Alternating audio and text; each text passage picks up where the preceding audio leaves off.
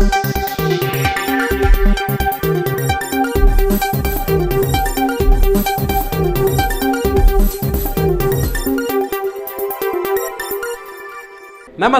News ಟಿವಿಯ speed ನ್ಯೂಸ್ಗೆ ಸ್ವಾಗತ. ನಾನು ಲೋಕೇಶ್. ದೇಶ ರಾಜ್ಯ ಸೇರಿದಂತೆ ಸ್ಥಳೀಯ ವಿದ್ಯಮಾನಗಳ ಪಟಾಪಟ್ ಸುದ್ದಿಗಳು.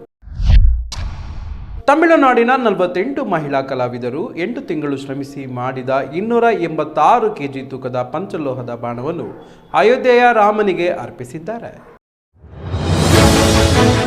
ವಿಶೇಷ ಆಚರಣೆಗಳ ಸಂದರ್ಭದಲ್ಲಿ ಶ್ರೀರಾಮನು ಧರಿಸಲು 286 ಕೆಜಿ ತೂಕದ ಪಂಚಲೋಹ ಬಾಣವು ಅಯೋಧ್ಯೆಗೆ ಆಗಮಿಸಿದೆ.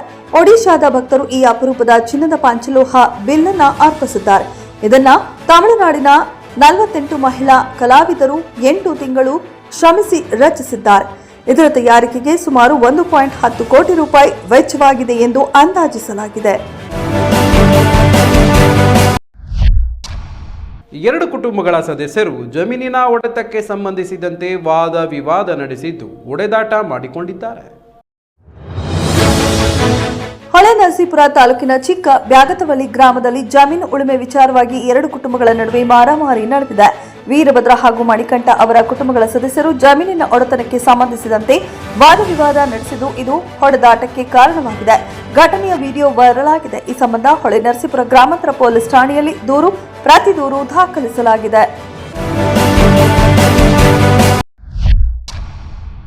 ಪತ್ನಿಯೊಬ್ಬಳು ಪತಿ ಅತಿಯಾಗಿ ಮದ್ಯ ಸೇವಿಸಿದ್ದಾನೆಂದು ಆರೋಪಿಸಿ ಆತನನ್ನು ಹಾಸಿಗೆಗೆ ಕಟ್ಟಿಹಾಕಿದ ಘಟನೆ ನಡೆದಿದೆ.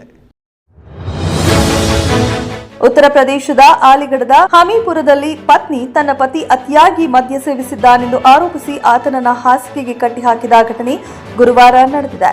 ಯುವಕನ ತಾಯಿ ಮತ್ತು ಗ್ರಾಮಸ್ಥರು ಮಧ್ಯ ಪ್ರವೇಶಿಸಿ ಆತನನ್ನ ರಕ್ಷಿಸಿದರು.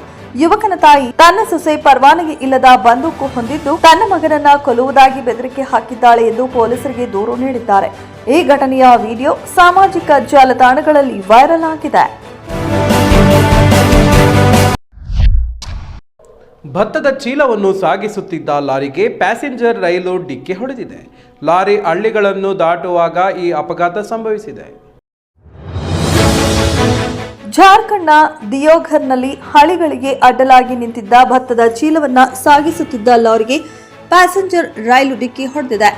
ರೈಲ್ವೆ ಗೇಟ್ ಸಂಪೂರ್ಣವಾಗಿ ಮುಚ್ಚದಿದ್ದಾಗ ಲಾರಿ ಹಳಿಗಳನ್ನು ದಾಟುತ್ತಿರುವಾಗ ಈ ಅಪಘಾತ ಸಂಭವಿಸಿದ್ದು ಲಾರಿಗೆ ತೀವ್ರ ಹಾನಿಯಾಗಿದೆ. ಅದರಿಂದ 2 ಮೋಟಾರ್ ಸೈಕಲ್ಗಳು ಜಖಂಗೊಂಡಿವೆ. ಅಪಘಾತದಲ್ಲಿ ಲಾರಿ ಚಾಲಕ ಅದೃಷ್ಟವಶಾತ್ ಯಾವುದೇ ಗಾಯಗಳಿಲ್ಲದೆ ಪಾರಾಗಿದ್ದಾನೆ.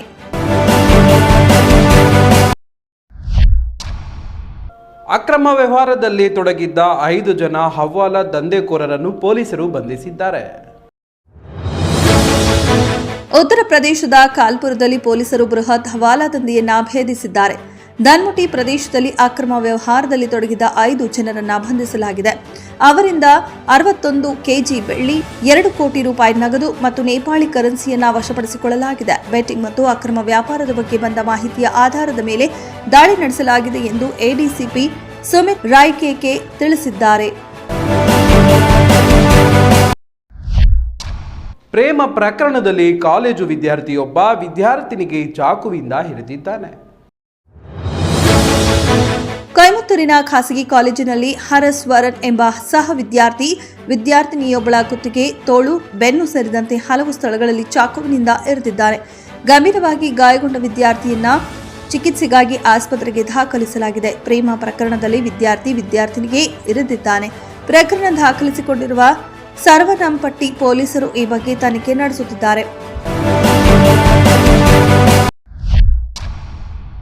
ಖಾಸಗಿ ಟ್ರಾವೆಲ್ ಬಸ್ಗಳಲ್ಲಿ ಇತ್ತೀಚೆಗೆ ಅಪಘಾತಗಳು ಸಂಭವಿಸುತ್ತಿದ್ದು ವಿಶಾಖಪಟ್ಟಣದಲ್ಲಿ ಖಾಸಗಿ ಟ್ರಾವೆಲ್ ಬಸ್ ಒಂದರಲ್ಲಿ ಇದ್ದಕ್ಕಿದ್ದಂತೆ ಒದ್ದೆ ಕಾಣಿಸಿದೆ.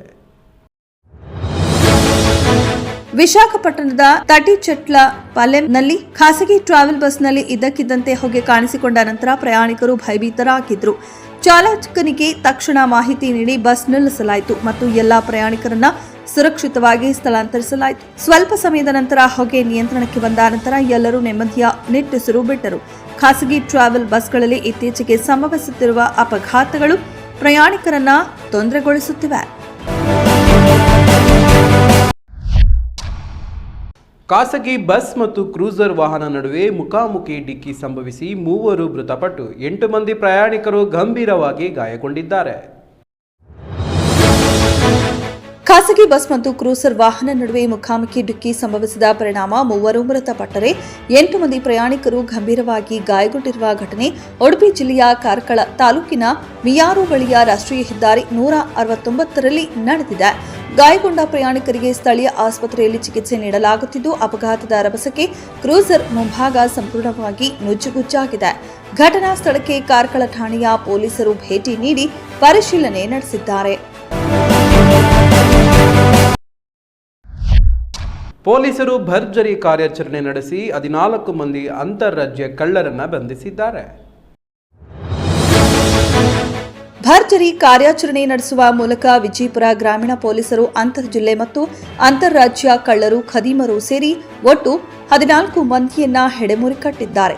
ಆರೋಪಿಗಳಿಂದ ನಗದು, ಚಿನ್ನಾಭರಣ ಮತ್ತು ವಾಹನಗಳು ಸೇರಿ 1.17 ಕೋಟಿ ಮೌಲ್ಯದ ವಸ್ತುಗಳನ್ನು ವಶಕ್ಕೆ ಪಡೆಯಲಾಗಿದ್ದು, ಖಾಕಿ ಕಾರ್ಯಕ್ಕೆ ವ್ಯಾಪಕ ಮೆಚ್ಚುಗೆ ವ್ಯಕ್ತವಾಗಿದೆ. ಜಪ್ತಿ ಮಾಡಿದ ಹಣ ಮತ್ತು ಚಿನ್ನವನ್ನ ವಾರಸುದಾರರಿಗೆ ಹಸ್ತಾಂತರಿಸಲಾಗಿದೆ. ದೇವನಹಳ್ಳಿ ತಾಲೂಕಿನ ಅನಂತ ವಿದ್ಯಾನಿಕೇತನ ಶಾಲೆಯಲ್ಲಿ ರಾಷ್ಟ್ರೀಯ ರಸ್ತೆ ಸುರಕ್ಷತಾ ಮಾಸಾಚರಣೆಯ ಕಾರ್ಯಕ್ರಮದಲ್ಲಿ ರಸ್ತೆ ಸುರಕ್ಷತೆ ಮತ್ತು ಸಂಚಾರ ನಿಯಮ ಪಾಲನೆಯ ಮಹತ್ವದ ಕುರಿತು ಜಾಗೃತಿ ಮೂಡಿಸಿದರು. ದೇವನಹಳ್ಳಿ ತಾಲೂಕಿನ ಅನಂತ ವಿದ್ಯಾನಿಕೇತನ ಶಾಲೆಯಲ್ಲಿ ರಾಷ್ಟ್ರೀಯ ರಸ್ತೆ ಸುರಕ್ಷತಾ ಮಾಸಾಚರಣೆ ಕಾರ್ಯಕ್ರಮ ನಡೆಯಿತು. ಜಿಲ್ಲಾ ಕಾನೂನು ಸೇವಾ ಪ್ರಾಧಿಕಾರ, ಜಿಲ್ಲಾಡಳಿತ, ಪೊಲೀಸ್ ಇಲಾಖೆ ಹಾಗೂ ಎಆರ್ಟಿಒ ಸಹಯೋಗದಲ್ಲಿ ಕಾರ್ಯಕ್ರಮ ಆಯೋಜನೆ ಮಾಡಲಾಯಿತು. ಜಿಲ್ಲಾಧಿಕಾರಿ ಬಸವರಾಜು ಎಬಿ ರಸ್ತೆ ಸುರಕ್ಷತೆ ಮತ್ತು ಸಂಚಾರ ನಿಯಮ ಪಾಲನೆಯ ಮಹತ್ವ ಕುರಿತು ಜಾಗೃತಿ ಮೂಡಿಸಿದರು. ಪ್ರಬಂಧ ಸ್ಪರ್ಧೆ ವಿಜೇತ ವಿದ್ಯಾರ್ಥಿಗಳಿಗೆ ಉಚಿತ ಹೆಲ್ಮೆಟ್ ವಿತರಿಸಿ ರಸ್ತೆ ಸುರಕ್ಷತಾ ಅರಿವು ಮೂಡಿಸಲಾಯಿತು. ಈ ನ್ಯೂಸ್ ಟಿವಿಯ ಸ್ಪೀಡ್ ನ್ಯೂಸ್ ಜೊತೆಗೆ ರಾತ್ರಿ 8:30ಕ್ಕೆ ತಪ್ಪದೆ ವೀಕ್ಷಿಸಿ. ಈ ನ್ಯೂಸ್ನ ಮುಖ್ಯ ಸಂಚಿಕೆ.